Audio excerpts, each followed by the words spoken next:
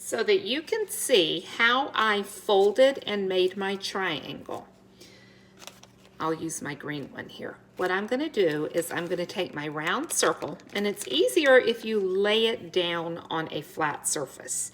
And I am going to just take it and fold it in half so that now your coffee filter looks kind of like a rainbow. Then I'm going to take the two corners. I'm going to fold one corner over to meet the other corner and press it down. And there, now I have, looks like a little fan. And again, I'm going to take my corner and fold it over to touch this corner.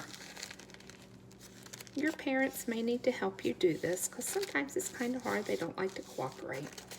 But there I have my little triangle. Now, what I need to do is you will see that I have, let me turn my camera around.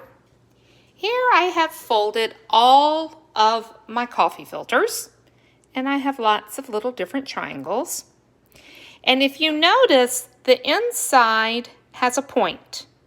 And we're going to use that point on each of my triangles. And I have, how many do I have? 1, 2, 3, 4, 5, 6, 7, because I have 7 triangles. I have 7 little containers of water. Now, it doesn't really matter what the container is like, but what you want to do is you are going to take your triangle, and we're just going to put a triangle with your colors on it in each of the glasses or each of the cups or containers or bowls or whatever you're using. And we're going to leave them there. Now this part, you have to be patient. It takes some of them, I tell you what, the more color you use, it actually takes longer to show our magic. Now what's going to happen, I'll put them all in the different containers. Let's see. We'll start with this one here. Here you see that I have all of my triangles in the little cup or bowl of water. And if you look carefully, you will begin to see the blue one is really showing up nicely. The coffee filter absorbs the water. And as it absorbs the water travels up the filter. It wants to go to the outside. And when it meets the magic marker color, it takes the magic marker color and it kind of absorbs it up and diffuses it out, and until it finally reaches the outside of the coffee filter. Now my yellow is showing up a little bit nicer there, but some of them are taking a little bit longer to do, like my purple. I had more color in that one. But you can see they are all beginning to make a pretty coffee filter. Here you can see that the colors that I have chosen have pretty much all diffused or spread throughout the coffee filter. Now I am going to choose my purple to show you what to do next, because if you look carefully at the purple, it's kind of cool because you can actually see the other colors over here are pretty much all of my primary colors except for my pink here. And you can see they have diffused throughout the filter. But over here, you can actually see some of the colors that make up the purple. And instead of it being real red and the blue right here, we see some of the pink coming out. Now I am going to flip this over here because I want you to see. Let's see if I can get this to work. Oh dear, it's not wanting to cooperate. I'm going to carefully take my coffee filter and I'm going to pick it up, and I have a paper towel, and this is pretty important. You can use a paper plate, a paper towel because we're going to take carefully the coffee filter and I am going to open it up. You have to be real careful because it's very fragile. It will tear and rip easily. But if you look at my coffee filter, you can see it made kind of a tie-dye. If any of you have ever tie-dyed before, it's when the colors go throughout a white t-shirt. And so we've kind of made our own tie-dye flower. Now, I've cheated. I did these last night. And because it has to dry, and it takes a while for it to dry, but I'm going to put it over here. Here you can see all the different ones that I made last night and set them out to dry. And you can see this is one of the reasons that you need a paper towel or something that you don't want to ruin for them to dry on, because it absorbs some of the color also.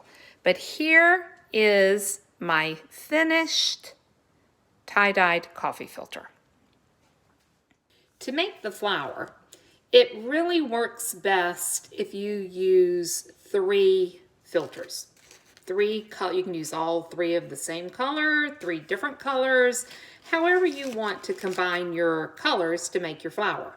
But it just tends to work better if you don't use all 6 or 8 colors at one time, because then it's too heavy and it doesn't want to spread apart. But anyway, so what I'm doing is I chose, having technical difficulties here, sorry guys. All right, I chose green, orange, and blue for my first flower.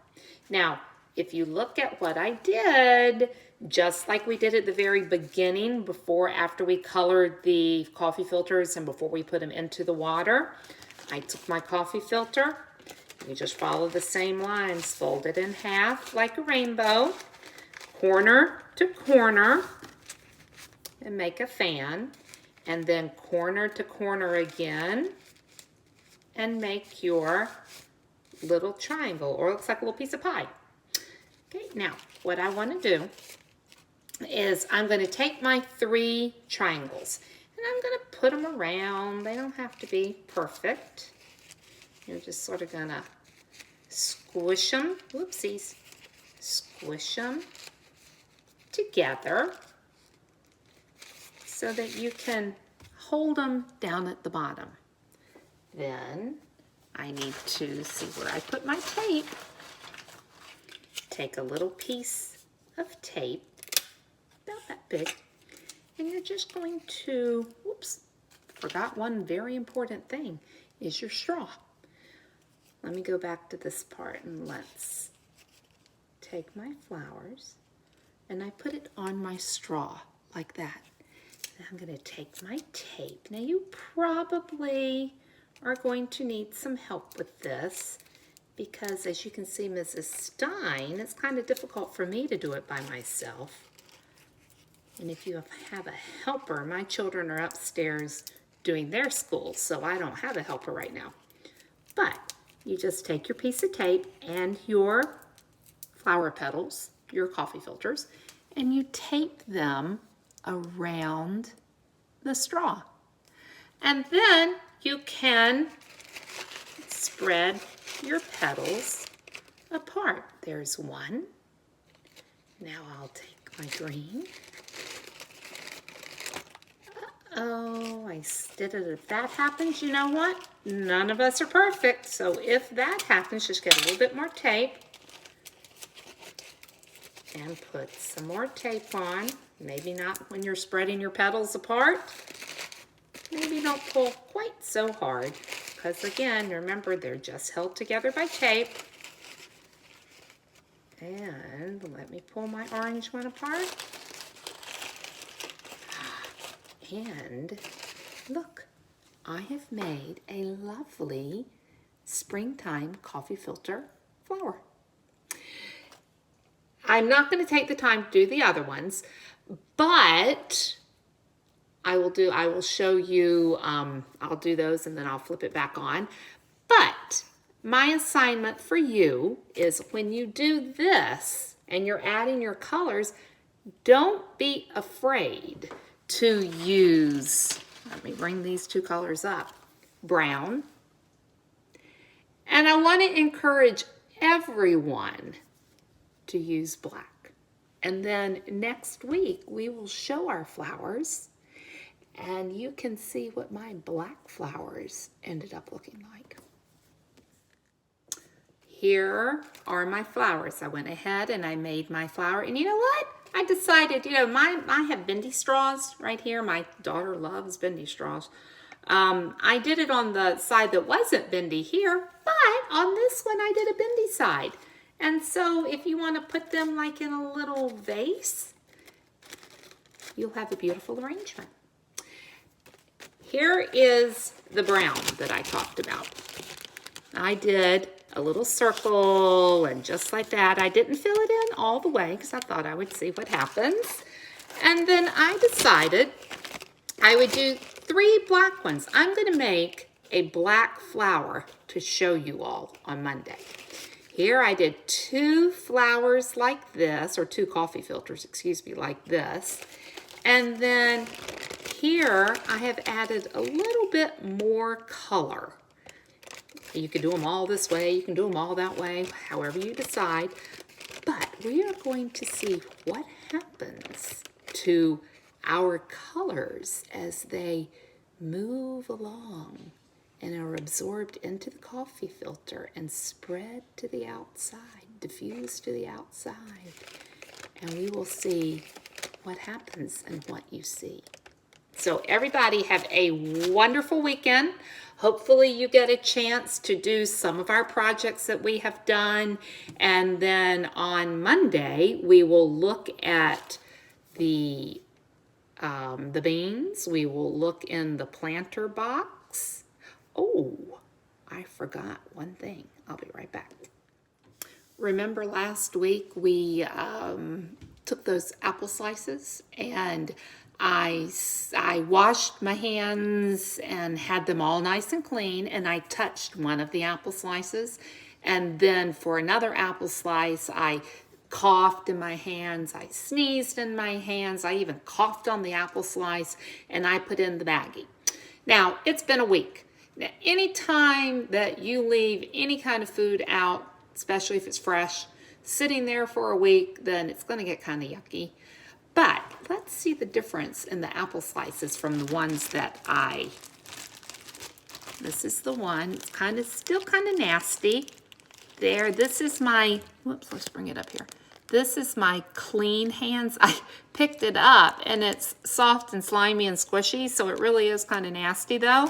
But this is my apple slice with clean hands. It's got a couple of bad spots on it. Some things are beginning to grow. So even with clean hands, you still put things on your food. But I want you to check out the apple slice that we did not wash our hands on. Look at that. Look at the difference between the apple slice that had clean hands and I put it in as clean as possible, and the apple slice that I sneezed and blew my nose and touched it. Look at that. Oh my gosh.